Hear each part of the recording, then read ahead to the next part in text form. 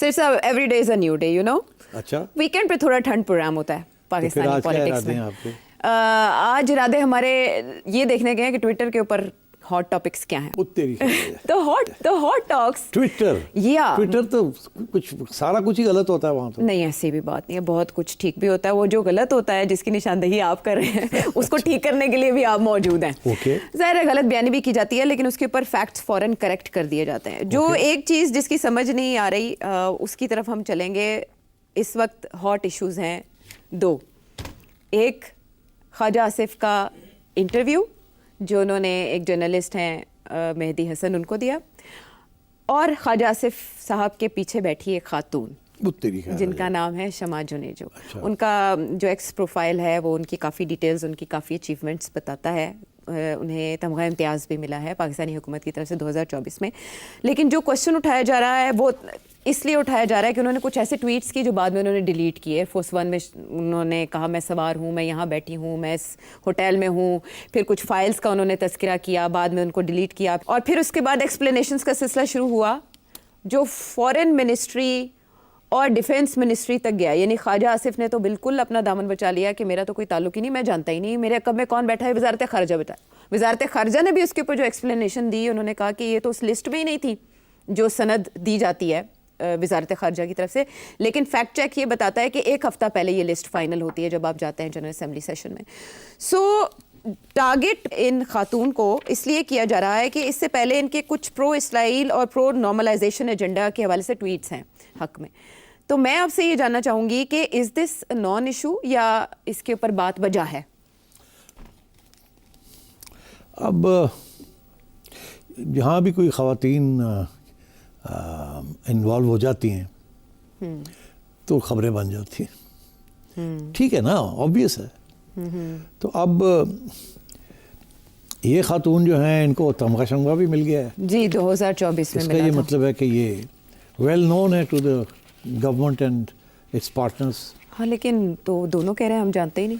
तो जाहिर है फिर कोई तो झूठ बोल रहा है क्लियरली। अगर तमगा भी दिया आपने तो आप कैसे कह सकते हैं हम तो जानते ही नहीं इनको। पहली बात तो ये है। दूसरी बात ये है कि वो काफ़ी दलेरी के साथ वो अपनी अहमियत इस्टेब्लिश कर रही हैं कि मैं प्राइम मिनिस्टर के जहाज़ में भी गई हूँ और वगैरह वगैरह, और फिर वहाँ जाके यूएन में भी बैठी हुई हैं ख्वाजा साहब के पीछे। हाँ। और फिर उनकी तस्वीरें भी हैं इंटरनेट के ऊपर जी। कहीं उन्होंने शहबाज शरीफ साहब और ख्वाजा साहब के साथ एक तस्वीर है इकट्ठी, और अपनी कुछ फैमिली मेंबर्स हैं इनके ख्वाजा साहब के साथ। ख्वाजा साहब कहते हैं मैं जानता ही नहीं हूँ, मुझे पता ही कुछ नहीं। फॉरेन ऑफिस कहता है जी हम नाम लेने से कतरा रहे हैं, वो तो नाम भी नहीं लिया फॉरेन ऑफिस जी। वो शख्स जो पीछे बैठे हैं, पीछे तो बड़े लोग बैठे हुए हैं, मतलब बेवकूफ। Honestly I am shocked, it's just ridiculous. अच्छा, ये जो इस किस्म की बेवकूफ़ी किस्म की जो स्टेटमेंट्स आती हैं ना, whether it's from the foreign office और whether it's from Khawaja Asif, सीधी सी बात थी। कह रहा था यस प्राइम मिनिस्टर ने उनको बनाया है स्पेशल व्हाटएवर, और प्राइम मिनिस्टर के कहने के ऊपर उनको साथ लेके गए, ख़त्म हो गई बात। अब बात तो यहाँ ख़त्म हो जाती, तो दैट वुड बी ठीक है जी, प्राइम मिनिस्टर ने ओके किया, he has a prerogative, last minute पे वो ऐड कर सकते हैं। सारा जहाज़ जा रहा है उनका, वो ऐड कर सकते हैं, सब्ट्रैक्ट कर सकते हैं जी। तो व्हाट्स द बिग डील अगर किसी को ऐड कर लिया तो फॉरेन ऑफिस को भी इस किस्म का बयान देने की ज़रूरत नहीं थी, और ख्वाजा साहब को भी इस किस्म का बयान देने की ज़रूरत नहीं थी, बिकॉज ये एविडेंस जो है सारी वो इन दोनों के ख़िलाफ़ जाती है। कि आपका ख्याल है कि ये वहाँ यूनाइटेड नेशंस में हॉल के अंदर without the okay of the ambassador which means foreign office, ये वहाँ बैठ सकती थी? सवाल ही पैदा नहीं होता। तो सारा प्रोटोकॉल जो है जो कोऑर्डिनेट करते हो तो एम्बेसी करती है। सो ये कहना कि जी हमें तो पता ही कोई नहीं, तो यार ये क्या कर रहे हैं बेवकूफ़, one after the other. All they have to do is say yes she was invited, उनको जैसे वो कह रही हैं कि मुझे कोई स्पेशल टास्क दिया गया है, मतलब है कोई स्पीच राइटर तो खैर ओरिजिनल ड्राफ्ट तो फॉरेन ऑफिस लिखता है, उसके बाद प्राइम मिनिस्टर देखता है, वो किसी को दे देता है कि इसको ज़रा ठीक कर लो, इस पर क्या है क्या नहीं है। तो ये तो जो चीज़ स्पीच होती है वो तो 3-4 लोग उसको देखते हैं। मेरे हिसाब से ये जो स्पीच है जिसने भी लिखी है ओरिजिनल, उसके बाद तारिक फातमी ने तो ज़रूर देखी होगी। That's his job, that he is always done that job and he is very good at it. अच्छा, उसके बाद फिर हो सकता है शहबाज साहब ने is impressed with this woman और उसको कहा होगा कि तुम भी एक देख लो, उसने थोड़ी बहुत इधर कॉमा फुल स्टॉप इधर उधर चीज़ चेंज किया होगा। सो आई थिंक सिंपल था कि कहते yes prime minister has added her name to it and that's the end of the matter. Prime minister has a prerogative, और वही ऐड नेम उसको करें जिसको आप पहले तमगे दे चुके हैं जी, तो व्हाट्स द बिग डील। तो ये क्यों ये कोई इधर दौड़ रहा है, कोई इधर दौड़ रहा है, और वजह क्योंकि खातून ने कुछ इसराइल के बारे में कुछ बातें की हुई हैं। अच्छा, जब इन्होंने तमगे शमगे दिए थे तो सोच लेते ना, उस वक्त ही देखा कि खातून ने इसराइल के बारे में क्या कहा हुआ है, और ये एक शर्मिंदगी का बायस बन जाएगी किसी न किसी स्टेज पे। आई थिंक ये this is the usual F up जिसे कहते हैं ना, I won't say the word but this is the standard operating procedure of our incompetent deputies and secretaries who make these silly statements. I'm sorry, it's very. अब इस पे further damage control कैसे होगा, क्योंकि ये तो बहुत बड़ा इशू बन चुका है। अब इस मामले पे वज़ीर आज़म गज़ा का मुकदमा लड़ रहे हैं इंटरनेशनल फोरम पर, और फिर अकब में ऐसी खातून या उस इजलास में ऐसी खातून मौजूद है जो पहले प्रो इसराइल नजर आती रही। एक्सप्लेनेशन दे देना कि भाई वो those were personal views before she became an advisor and now she has changed her views, खत्म होगी बात। या वो खुद ही कह दे, उससे खिलवा देते कि मैं I was mistaken, मेरे से गलती हुई, I was not ready to understand certain things वगैरह वगैरह। But you can't hide your past। उसको जितना आप छुपाएंगे उतना आप गिल्टी होगे। आप just admit it, yes, this was your philosophy, this is what you thought। So I think it's always better to speak the truth। अब वो हुआ ये है कि ट्रूथ बोली नहीं, सब छुपने की कोशिश कर रहे हैं और शर्मिंदा हैं बिकॉज ऑफ हर रिमार्क्स, और मीडिया ने और पीटीआई पड़ गई पीछे, तो now they are all running away from it. ऐसे कोई प्रोटोकॉल्स नहीं होते कि जब आप ऐसे सेंसिटिव मिशन पे जा रहे हैं तो आप सीक्रेट फाइल्स के हवाले से या एयरफोर्स वन के हवाले से ट्वीट ही ना करें अपनी हर एक एक्टिविटी को? She is stupid, no two ways about it. वो अपना she has no idea how social media can be exploited like this। वो अपने आप को थोड़ा सा बना रही हैं, ठीक है जी, मैं जहाज़ में गई हूँ प्राइम मिनिस्टर के, and so on, and she has a doctorate also, so that means she's an academic, she's a serious person, but वो मेरे ख्याल ego and desperation to be recognized and so on। इसका जवाब शहबाज शरीफ साहब दे सकते हैं 2 minute में, या प्राइम मिनिस्टर का स्पोक्समैन दे सकता है, और मैं देख रहा हूँ अतात आरर साहब चुप हैं। चाहिए उनको एक बयान, सिंपल सा स्टेटमेंट दे दे और खत्म करें बात को। या वो दे देते मिनिस्ट्रीज की तरफ से ना आती, या ख्वाजा आसिफ की तरफ से ना जवाब दिया जाता। I don't understand it at all. और उससे इसहाक डार साहब का भी नाम ठोक दिया, ठीक है ना, क्योंकि he is deputy prime minister and foreign minister. कहते हैं उनका लेना देना नहीं है। अच्छा, और कहते हैं उनका, और अभी तो हम देख रहे हैं कि इंटरव्यू दे रहे हैं उनको, जी, पुरानी तस्वीर, शायद याददाश्त का मसला है। यार ये क्या किस किस्म के लोग हैं। चले, इस पे इंक्वायरी लगेगी या मामला दब जाएगा, आप देखते हैं हुकूमत इसको कैसे हैंडल जाएगा, मगर चुंजा बढ़ते रहेंगे पीटीआई वाले, हॉन्ट करती रहेंगी ये बातें। तो दूसरी तरफ ख्वाजा आसिफ के इंटरव्यू के ऊपर पाकिस्तान तहरीक इंसाफ बहुत लत्ते ले रही है, और माजी में इसहाक डार साहब का इंटरव्यू भी दोबारा से चलना शुरू हो गया है, और बानी पीटीआई का इंटरव्यू जो मेहदी हसन को उन्होंने दिया है, जर्नलिस्ट। मैं आपको बताऊं, ये जो वेस्टर्न मीडिया है ना जी, इसको नून लीग वाले नहीं समझते, सीधी सी बात। इनमें 3-4 लोग होंगे सारे नून लीग के अंदर जो शायद वेस्टर्न मीडिया को अच्छे जवाब दे सके, बाकी सारे तो वो यही समझते हैं कि हम उर्दू चैनल के आगे उसी किस्म की बातें कर रहे हैं, और जो हम कहेंगे वो चल जाएगा। अच्छा, तो ये Khwaja Sahab is the defence minister but he is not a spokesman. उनको नहीं पता व्हाट इज द एटिकेट और द नेसेसिटी जिस तरीके से फॉरेन मीडिया को हैंडल करते हैं। उनको पता ही नहीं, they never actually paid attention to the foreign media. तो दिन रात लोकल मीडिया के आगे बैठे होते हैं, वो कल्चर ही कुछ और है। और ये जब इंटरव्यूज देते हैं ये समझते हैं हमें अंग्रेजी बोलनी आती है, इससे हम टैकल कर लेंगे।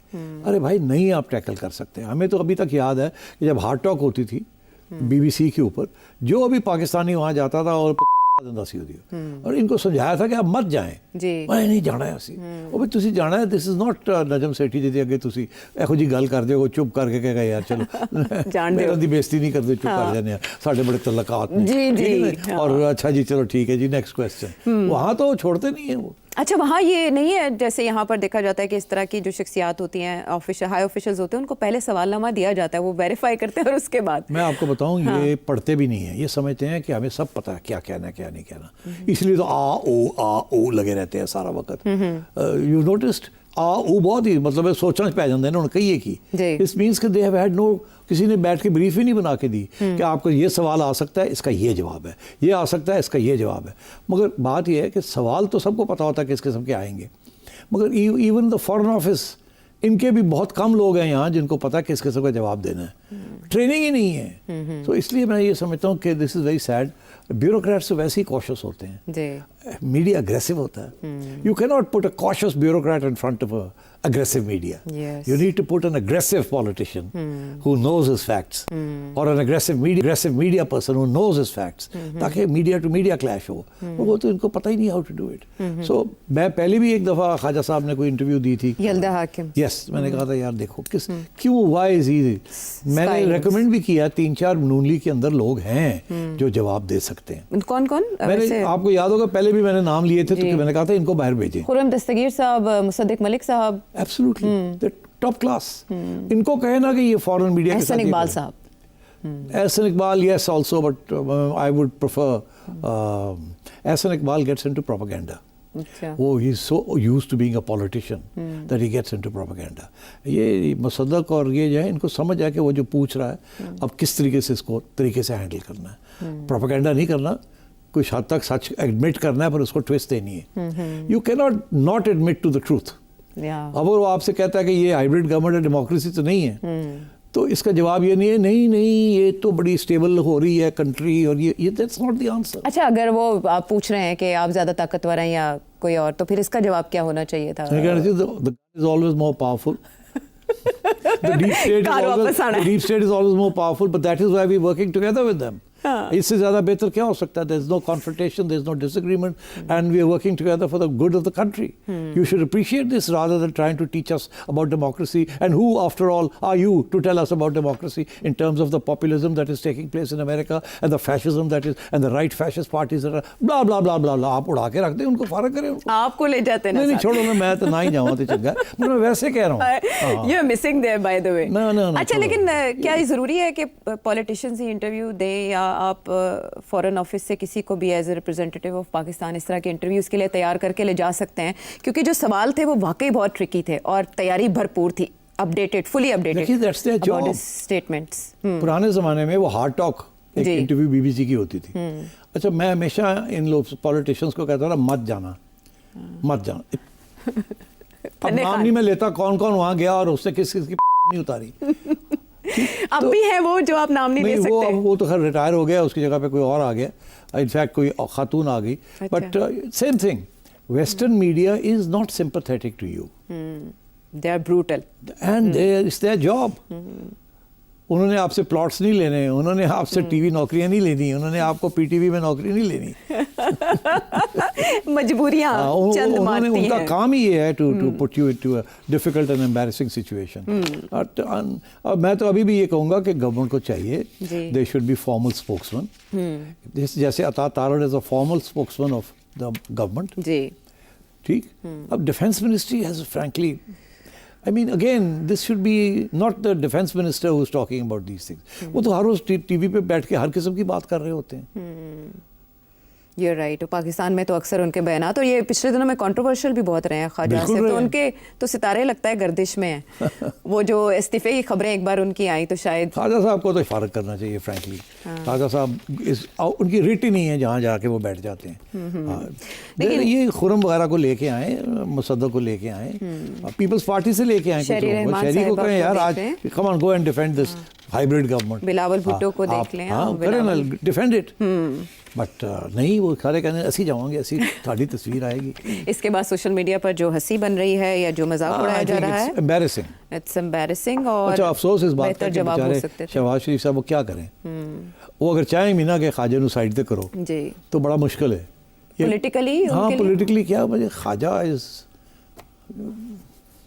मुंह फट की कहते हैं. हाँ जी, मुंह फट. वो हर किस्म की गल कर सकता है. तो कल ਨੂੰ ਪੈ ਨਾ ਹੋਵੇ ਕਿ ਅਸੈਂਬਲੀ ਦੇ ਖੜੇ ਹੋ ਗਏ ਉਹ ਪ੍ਰਾਈਮ ਮਿਨਿਸਟਰ ਨੂੰ ਪੈ ਜਾਏ. Khawaja is cannon, loose cannon. But there it is. He is the defence minister and he is a Noon League loyalist. And so therefore मैं समझता हूँ even Nawaz Sharif can't say anything to खाजा. क्योंकि इनकी वो जो रिलेशनशिप है ना उसमें एक दूसरे को कन्फ्रंट नहीं करते, कभी एक दूसरे की तनकीद नहीं करते सामने बैठ के. तो आज अगर ख्वाजा साहब को साइडलाइन भी करना हो ना तो किसी कोई माँ का लाल नहीं है पार्टी के अंदर जो नवाज शरीफ के ख्वाजा ने कहा ख्वाजा ऐना तो क्या कर. Won't say it. ये बड़ी रख रखाव और ये बड़ी वफादारी के साथ चलते हैं, दूसरे साथ पुराने ताल्लुकात निभाते हैं भाइयों के. They weigh in very heavily in political parties.